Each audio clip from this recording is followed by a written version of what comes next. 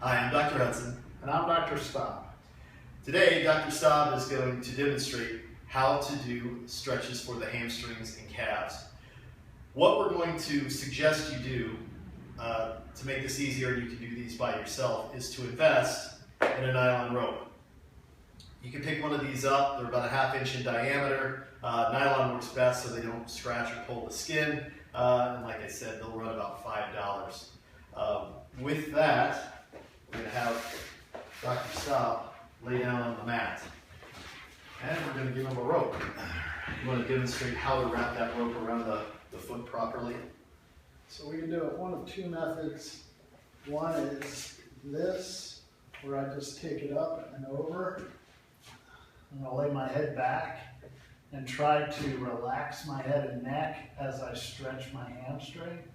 Sean, what do you want to say from here? I think this looks great. Probably a better way to do it is a way that Dr. Staub had suggested to me earlier, and that is coming around the foot, like so. Yeah. Okay. Now the only thing that I will say to this is you don't want this rope pulled out too far, because you could actually start to stretch the calf more than the hamstring in this scenario. So you want to make sure that it's in the arch or back towards the heel rather than the ball. Although this may be the better way to secure the foot for what we're going to do, because we're going to stretch multiple heads of the hamstring. This will give you more control side to side. Okay? Okay, with all stretches that we demonstrate, I'm going to suggest that we hold them for 2 to 3 seconds and then let off and relax and then reset the muscle and do it again with any and all stretches that we do. The reason being is after you hold a stretch for 3 seconds or longer, that muscle begins to resist and contract. That's not what we want. What we want is to achieve more flexibility in a timely manner. So as we stretch the hamstring, for instance, what Dr. Staub's going to do is pull the leg up, hold it for 2 or 3 seconds, he'll let it down, release, gently let it lay there for ½ second, and back up. Perfect. The other thing I want you to notice as he lowers his leg down is that his opposite leg is bent. This is very important because it takes the pressure off of your lower back. If your both legs are straight, it's oftentimes that you will feel strain or pull in the lower back as you stretch the hamstring. Now, there are 3 heads to the hamstring. There's a medial, there's a lateral, and there's the central or middle head of the hamstring.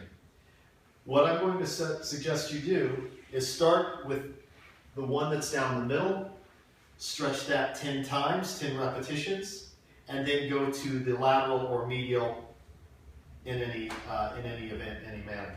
Okay? Comments, Doc? Thoughts? I think you pretty much nailed it. The other thing we want to do beside that, as I said, is concentrate on your breathing and relaxing your neck. You don't want to contract your neck while you're trying to stretch your leg or low back. And again, smooth and steady helps. It sometimes helps to wrap your hands too, so you have more leverage. I prefer the wrap around my foot like this as opposed to around my Achilles. Everybody's different. I would agree with him. Speaking of Achilles, let's talk about the calves. Go ahead and sit up for me, Doc. We're going to go through the calves here. So, we're going to sit in the same fashion rather than lying down with the opposite leg bent. We're going to sit with the opposite leg bent. Okay? It's very important. If you're doing these on a bed, it will work if you let this unused leg hang off the edge of a bed. If that's the only soft surface that you have to sit on to do these. Again, you're going to wrap the toe of the foot or the bottom of the foot with a rope. This is going to be wrapped higher up, actually under the ball of the foot rather than at the arch.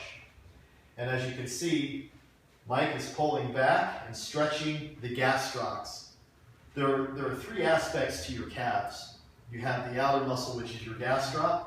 You have one muscle just underneath that, and that's your soleus, and then below that where they attach is going to be your Achilles. So as he's stretching this, he's going to hold it for 2 to 3 seconds, and then he's going to point his toe to relax it. And then he'll repeat again, and he'll repeat that 10 times. Okay. The next muscle that we're going to show is going to be the soleus.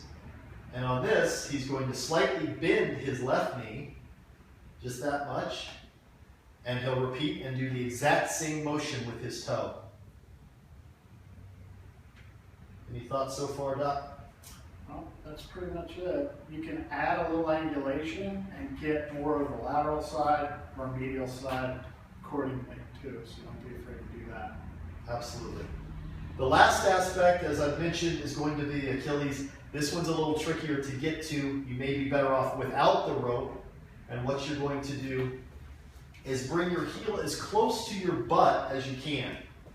And as he's demonstrated, now that this knee's bent, that knee no longer needs to be bent. So you're switching. You're going to pull it tight as you can, let go, let it relax, and repeat. This stretch is very important, especially in people into their 30s. The likelihood of tearing or damaging your Achilles increases exponentially at about the age of 30. So runners, athletes, make sure you don't miss this part of the stretch. Anything else for us? Don't forget to do both legs. We never want to just do one side. Good point.